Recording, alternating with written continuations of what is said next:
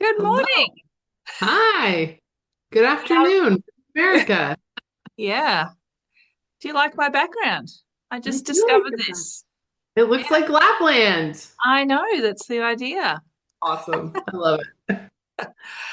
All right. We're going to get into it because we are recording and we only have 40 minutes to talk. And I know that you have got loads to share about travel safety.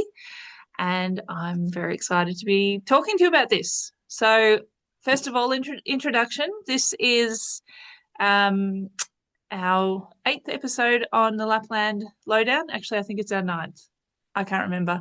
This is the Lapland Lowdown, and today we are talking to Lisa from America, all the way from America, to talk about travel safety. So I'm going to hand over to you, Lisa, to do a little bit of an introduction on who you are, your background, what you do, and then we're going to dive in.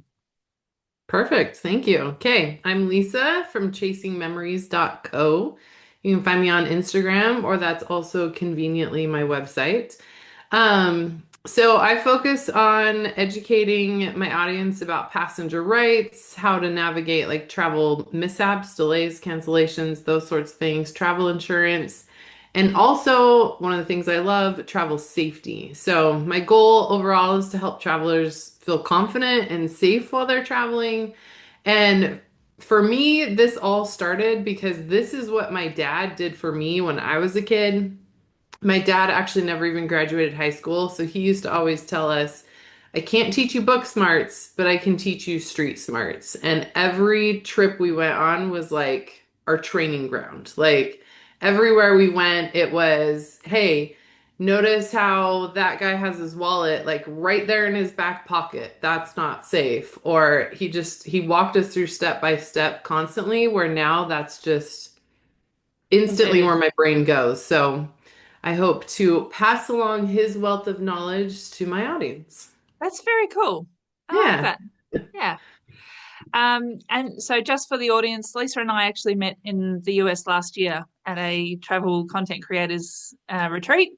And yeah, we hit it off straight away. And I have actually learned so much from Lisa. And anytime I need information about passenger rights or travel insurance questions, or even though we operate under slightly different legalities, she's always got the answers. So if you are not already following her, please do head over and follow her because, yeah, every time I see her content come up, I think, oh, yeah, that's not rocket science, but I didn't even think about that. So, yeah, it's really cool. So, Lisa, I have got 10 questions here. Some of them have come from my audience. So, I'm going to read from my questions so that I don't miss anything. And yeah, if we digress, that's okay, but we'll try and get through the questions as best we can. Sounds Okay, good. so the first one is probably one from me mostly, but I'm very conscious that we travel a very long way to get to Lapland. Like Australia to Lapland is, yeah, we usually have to have at least two stops, like somewhere on the way to Europe and then somewhere in Europe and then a trip up to Lapland, whether that's the train or a flight from Helsinki. That's usually the pathway. So we are traveling for anywhere from 25 to 30 hours to get there, or 25 plus. It Yeah. could be a lot longer. So within that time, we're on multiple modes of transport and things can go wrong. Like, it's a long time to be Yeah. like sleep deprived, but also excited and, often with kids and juggling lots of bags and bulky jackets if we're going in winter and that sort of thing.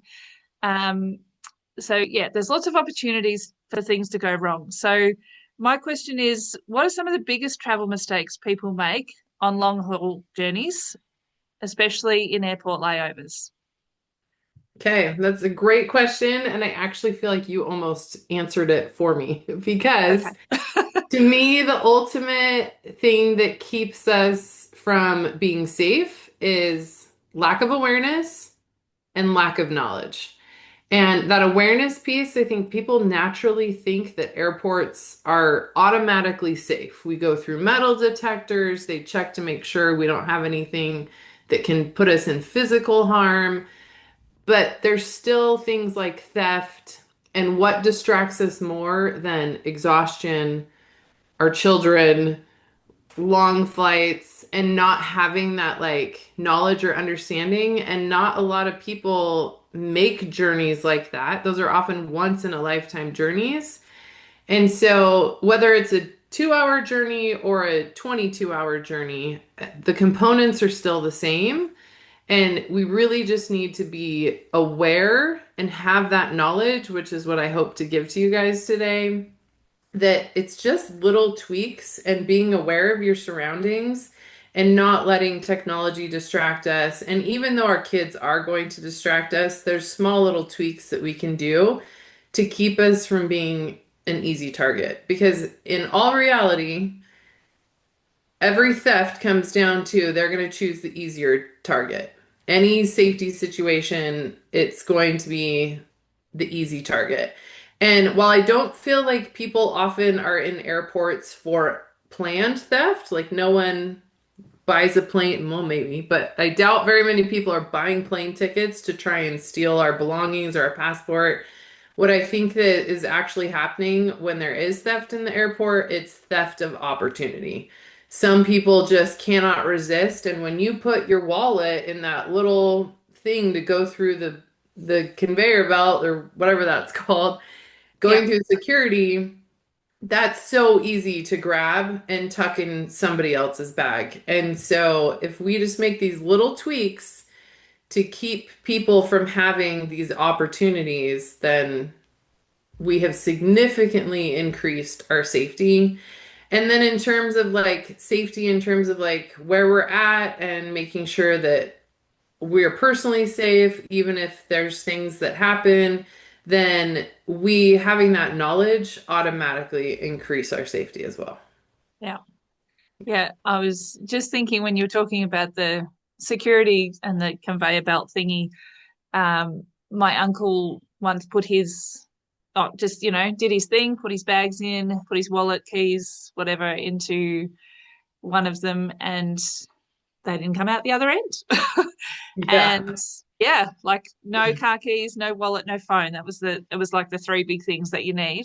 Yeah. Um, yeah. And ever since I'm like always telling Jeff, put the keys in a bag. Don't make them Yep. easily accessible. Because it is easy, particularly those small things that anyone can just grab and put it in their own bag before it goes through.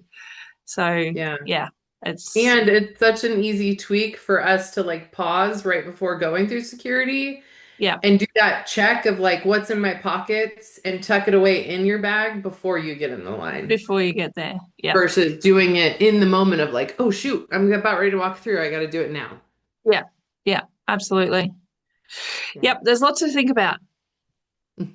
But if you Once you do think got about it, yeah, you don't that's have right. to keep thinking Yeah. about it. And then Yeah. it becomes routine. Yeah. Okay. Yep.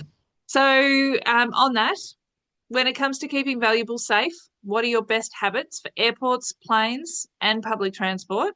I know that's a lot of things, so we can break it down if you like, including any tips you might have for carry on luggage.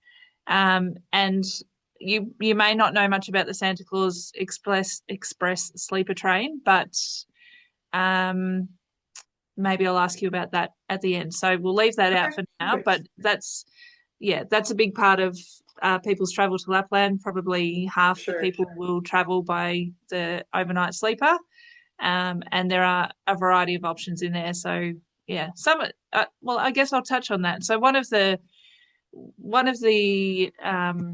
there are options. So you can go in a seat, you can go in a private en-suited cabin, and you can also have one that has shared shared bathrooms.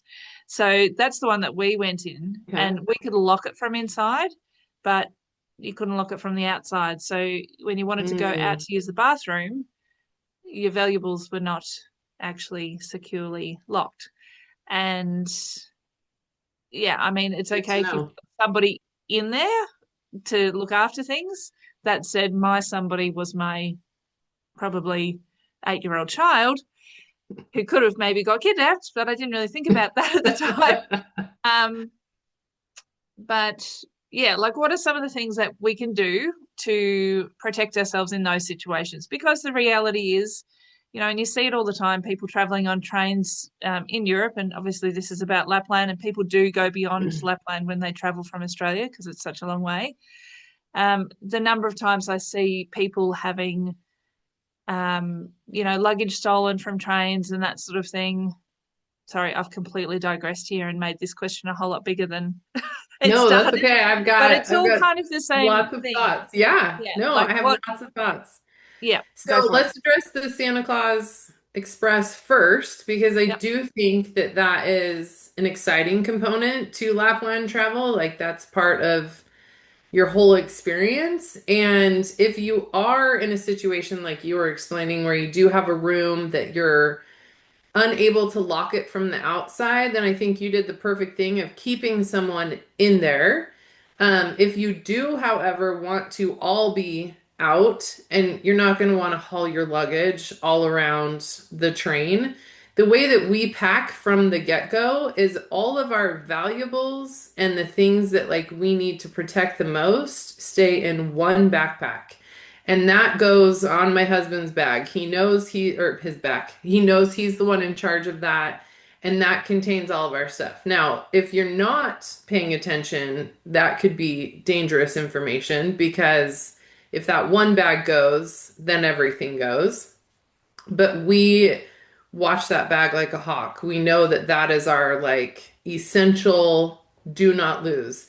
Everything else we'll walk away from, because we always purchase travel insurance. And so if something gets stolen, then we know that we have funds that are not coming from us in order to cover all of that stuff. So my kids would probably rejoice knowing that they got a free shopping spree on travel insurance. And so we really only safeguard that one piece of luggage for us. And that's holding our passports, our cash, our phones, any like camera equipment, anything that's important or valuable, that is, and not replaceable, that's with us. We also, when we find those like souvenirs that we love, those also go in that bag. And we put other things like clothing in the bags that can be lost.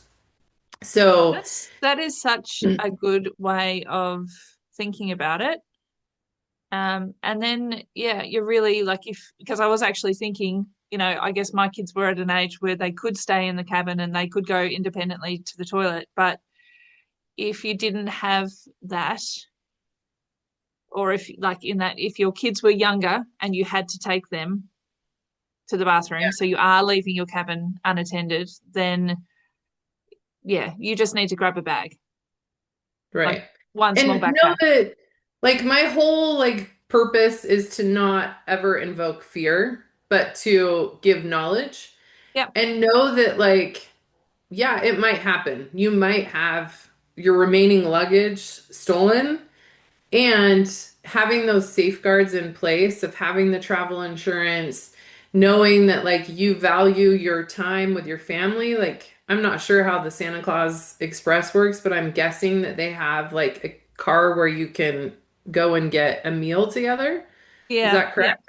Yeah, and for us, we don't want to sacrifice leaving a person behind to prevent a possible theft that might be a 2% chance. We Yeah. understand our risk. We take that risk knowing that one bag is coming with us, and the rest, if it's gone, it's gone. And we have things in place to pick up and get new luggage and get new clothing and whatever we need to replace.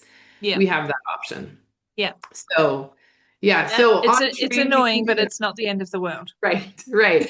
And so knowing that in on regular trains in Europe, typically, because they're not sleeper trains, typically there's one large storage area right by the doors for luggage.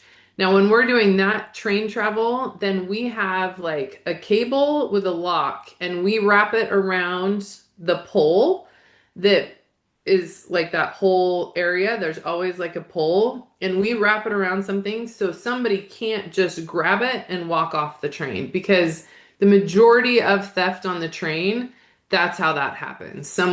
It's the perfect opportunity. All the luggage is right there. It's unattended. So we just add that one extra component. And then we make sure that we have plenty of time when it's time to get off, that we've already gone, we've unlocked it, and now we're standing there waiting for, or at least one of us is, waiting for us to reach our stop so that we're not scrambling all at the last second trying to do that. Yeah. So if the Santa Claus Express has an option like that and people choose it, I would definitely recommend you can buy like a cable lock and like a nylon, I don't even know what they, it's like a metal cable. And you I can buy think those you off can of buy them on Amazon. Amazon and yeah. Yeah. I used one once on an overnight ferry in Greece when I was backpacking many moons ago by myself, and I was like snuggled up on the ground on the That's floor of awesome. a ferry with my bag wrapped Oh around. man. Yeah, and Yeah, it's also that peace of mind. Like, exactly. I know, Exactly. and it is one of the most common things that I see and hear of people's luggage getting stolen on trains. And For I think sure. that such a simple solution. It doesn't cost much. It doesn't take up much room um, in your bag, but it's also knowing that you can get on the train and sit on the train and enjoy what you're looking at out the window and the experience rather than stressing about Exactly. your luggage. Yeah. Yeah, Yeah. Just, and that's all that like really travel safety is those simple peace of mind tweaks to keep you more aware and ultimately keep you safer. yeah, So now in regards to like airports and planes, we kind of talked already about like security. Make sure you tuck all of that stuff away in your bag before going through security. Because that is probably one of the most common areas that theft does happen is going through the security checkpoint. The other component too is just make sure that you keep your luggage in front of you, like not to the side, not behind you. I know we tend to sit on the end of those like seating rows a lot at our gate, and you can easily put your luggage right there on the side, but then it's out of your visual and someone can just roll off with it very easily. So we just keep that luggage in front of us at all times so that as the kids are distracting us, like someone would literally have to come right in front of us if they were trying to get that bag. And that makes us a difficult target, even if we are distracted by children, things like that. Another thing I do is if we have some smaller bags, we will use carabiners to like connect those to something bigger, or I'll put a strap around my leg so if somebody does try to grab it, I am like physically alerted of that. And also if I know I'm going to be on my phone and I'm going to be distracted because I want to watch a show or something, I will put my leg over the luggage just to have like a physical something that is going to alert me if my eyes are on something else. yeah, So, yeah. And then when you're on the plane, definitely keeping your valuables closer to you. And with the rules that they have on the plane, you can't have anything strapped to you for takeoff or when you're touching back down. And so you just need to be aware of where is your stuff and how accessible is it to others. So a few tricks we've implemented.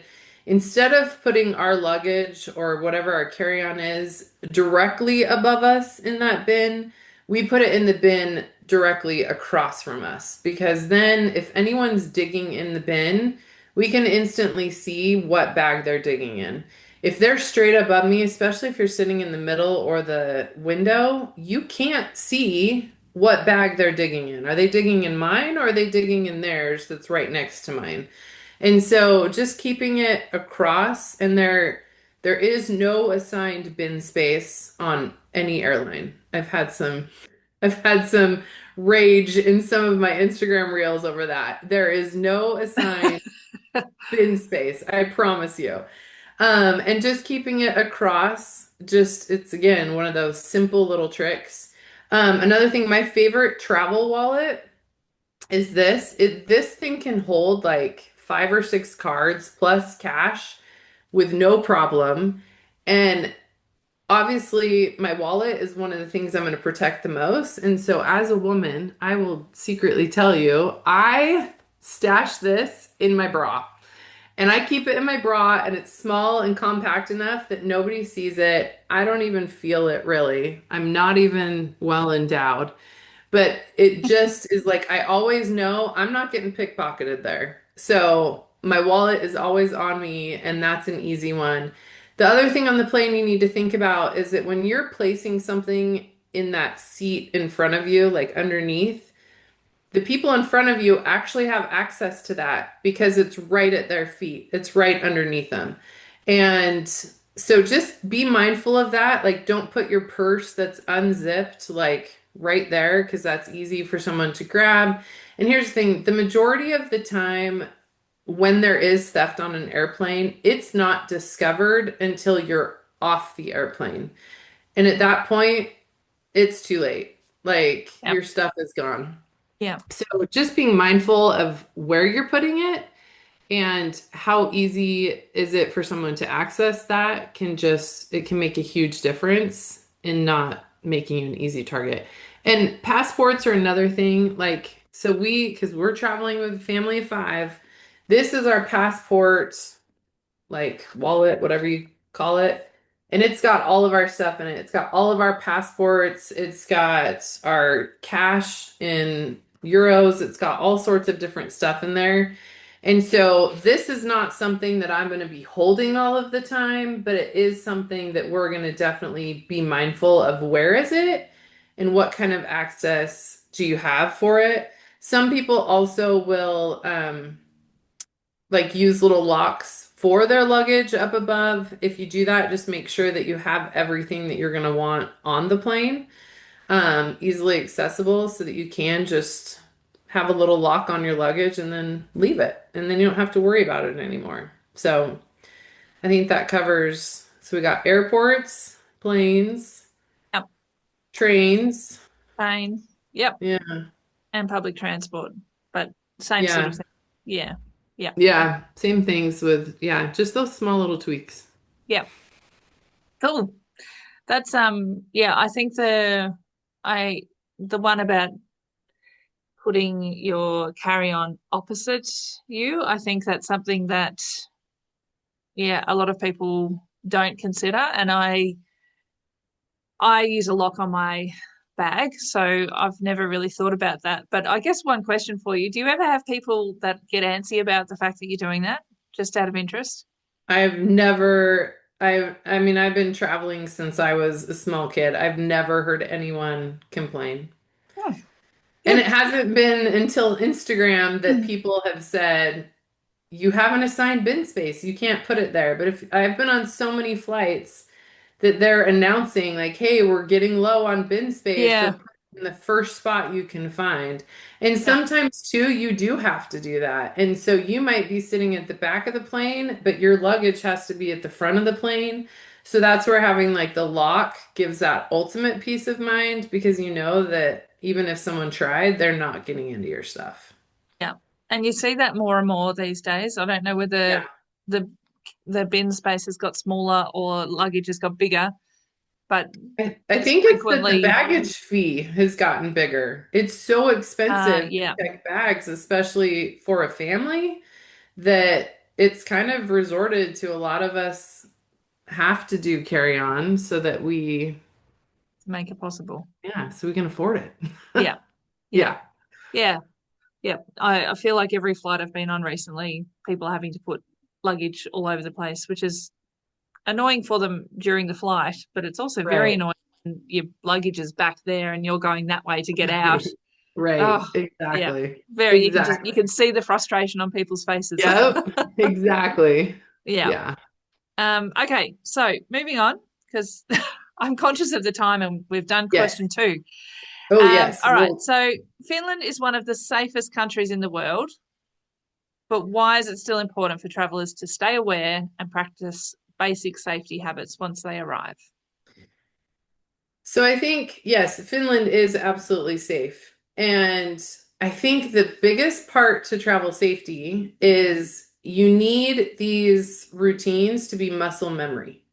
Like safety comes from being able to instinctively react when you are put into a dangerous situation. And so being in a country where your odds of that situation is dramatically reduced, it's like the perfect training ground. It's an amazing place to stay aware and to help teach your kids that, but also practice that for yourself so you're not doing it. And we did have one experience when we were traveling in Vienna, Austria, also an incredibly safe area. And we found ourselves in a pretty sketchy situation pretty quick. It was dark. It was around 8 or 9 o'clock at night. There wasn't a lot of people on public transit.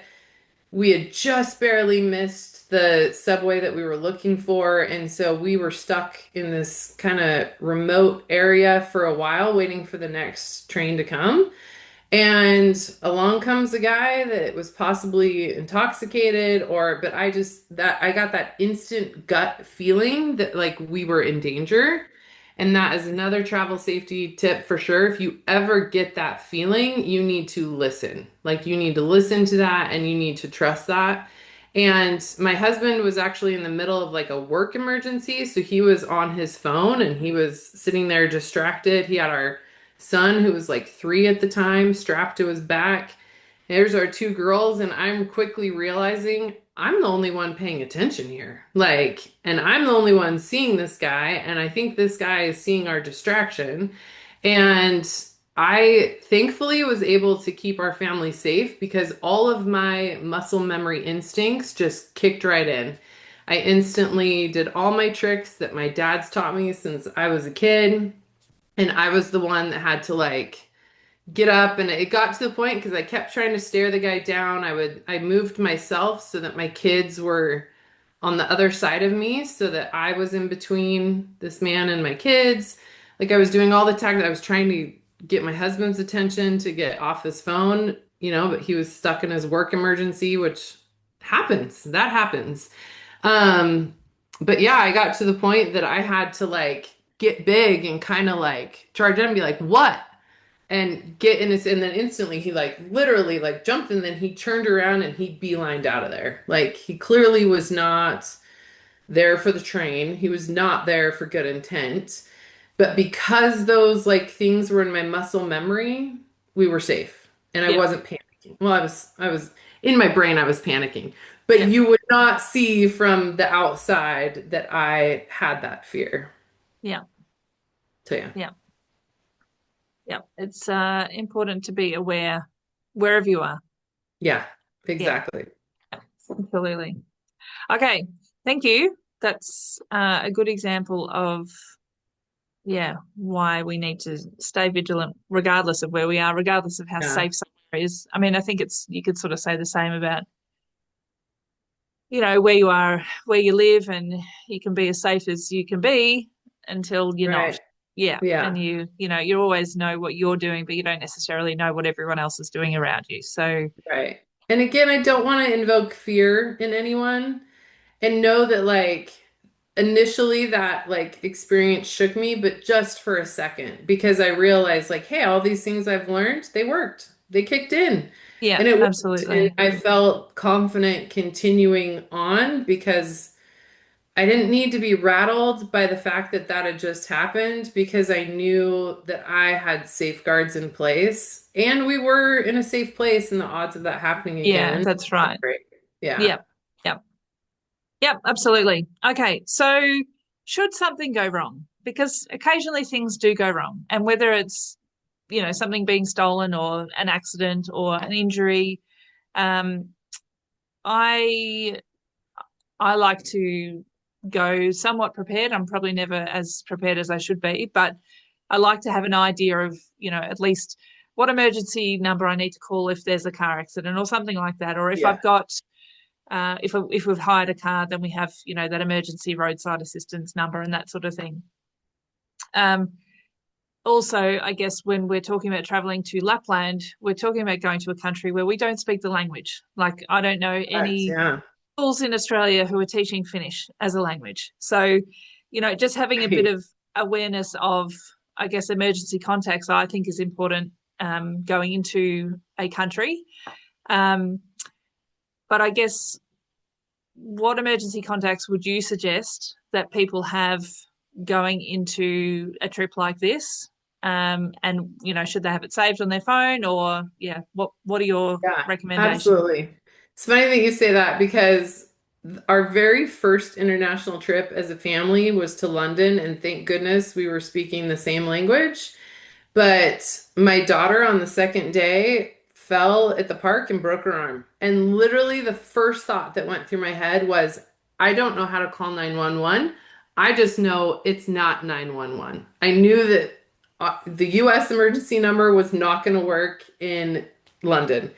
And so that is definitely number one. Make sure you know how to call for an ambulance, police. They're generally one number, kind of covers all of that. Um, but definitely know that number and make sure you have that memorized and teach your kids that too. I think that's an important number for them to know as well. Um, and then it's also important to have like the embassy information for like the Australian embassy, and so, what I actually do before I go to any country is I create a new contact on my phone, and that new contact is labeled where I'm going. So, if I'm going to think of it as London, I'm going to enter it as London, not England. Or so for this case, either enter it in your phone as Finland or Lapland, whatever is going to be that where am I, that first response. And so, in that contact, I put in the emergency number for medical, fire, police, all of that. I put in the US sorry, you would put in the Australian Yeah, embassy yeah, information. Um, Anything that I am gonna need on that. And I would even put like the embassy website. I would put the embassy address, the embassy phone number. And then I also put in there my travel insurance information just in case I'm like I have that saved as a separate contact as my 24/7 helpline for my travel insurance, but I just have it in there in case I'm too frazzled to go to another contact. yep, So I think yeah, that's the way to do it is put it on your phone. I also now carry like a little card that has that information as well, and I put that in my phone as well. yep. Or not my Cool. phone, my wallet. Wallet, yeah, yep. Yeah.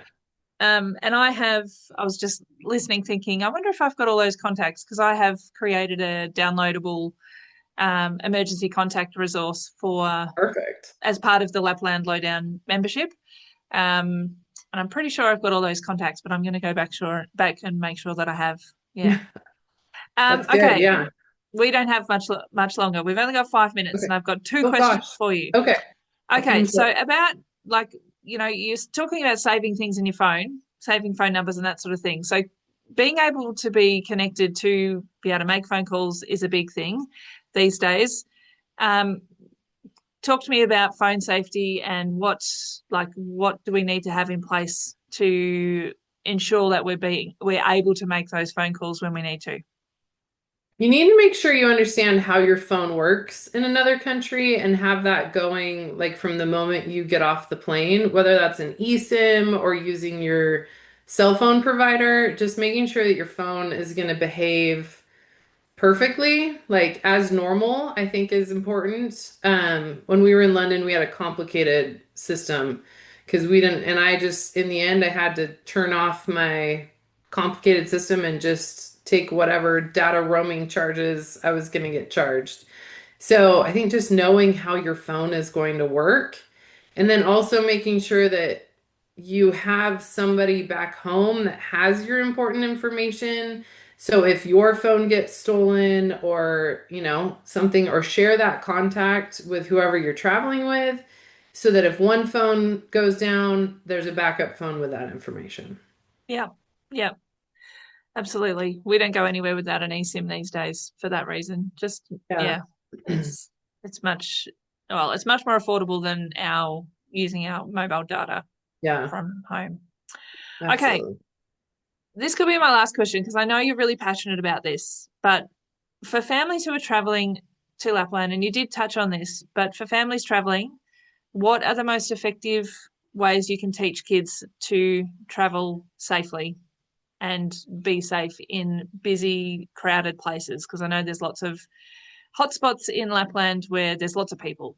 So you've got about Yeah. 3 minutes. Go. Give us your best. Okay. I think probably the biggest one, if there's crowds, making sure your kids understand what a like trusted adult would look like, whether it's an employee and you need to point out like, hey, look, this place they wear badges or they wear a vest, making sure that they can identify what an employee looks like. Our fail safe that we tell our kids is if you cannot find anyone else, a police officer, anyone, look for a mom with kids because 99% of the time, a mom with kids is going to help you.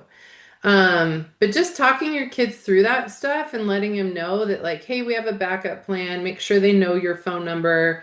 If you can teach them how to say help in the language that you're in Finnish, I don't know how easy that is, but just anything to help keep them aware and also find like a large landmark that if they do get separated, they know go back there. I always try to have them pick something, but have them pick something tall or something large so that no matter where they're at in a crowd, they can spot that. Yeah. Yeah. That's great advice. I like that. Um, okay. I've got 1 more minute, so I'm gonna fire another question. Oh, well, we've probably got Perfect. a couple of minutes. You've said travel safety is 95% knowledge and 5% dealing with real scenarios. What does that mean in practice? And how can you So best prepare? in reality, if you make these small tweaks that don't take a lot of like energy, but they make it so that you're a difficult target, and you're traveling in a country as safe as Finland, the odds of you having an issue are slim. Like you've dramatically reduced your odds. And so, really, it's the knowledge and the application of that knowledge that's the most important because that's what's ultimately going to keep you the safest. Yeah. Awesome. Thank you. No Thank you. Thank you. problem. That Thank was you. that was great. I feel like, I mean, we're friends and I follow you on Instagram and I still learn things from you on Instagram and I just learned more just then. So Thank you. that's great. It's really And good and ditto. it's helpful. Yeah. And Yeah, it's Lapland is helpful now to, high on our bucket list. Thanks yeah. to you. You'll get there. You will. We I'll make will. sure We of it. will. Yes, we will. Um, yeah, it's really important because it's important for families to understand the importance of travel safety and yeah, not being scared, but just being aware and being prepared. Because as you said early on, we do have a lot of families who are doing a once in a lifetime trip and often with young kids. So yeah, a little bit of additional knowledge around travel safety is really important. So Yeah. And ultimately, as a parent, that's our number one goal is to keep our kids safe. yes, And it absolutely. does, it's those small little things that can help keep them safe and build Yeah, that confidence in them too, yeah. And all of those things make your trip more enjoyable. for sure. Yeah. All right. Well, thank you very much, Lisa, for Thank joining you. us. And I hope that our viewers have enjoyed this episode because there's lots of golden nuggets in there. But if you have any questions for Lisa, do reach out. You can find her on Instagram at chasingmemories.co, and she will be more than happy to help you out with any travel safety related or passenger rights or Any teaching kids travel about issue. travel insurance, everything. She's the go-to. So yeah. Thanks again and No problem. Thank you. forward to talking to you soon. Okay, thank you. Bye-bye. Bye.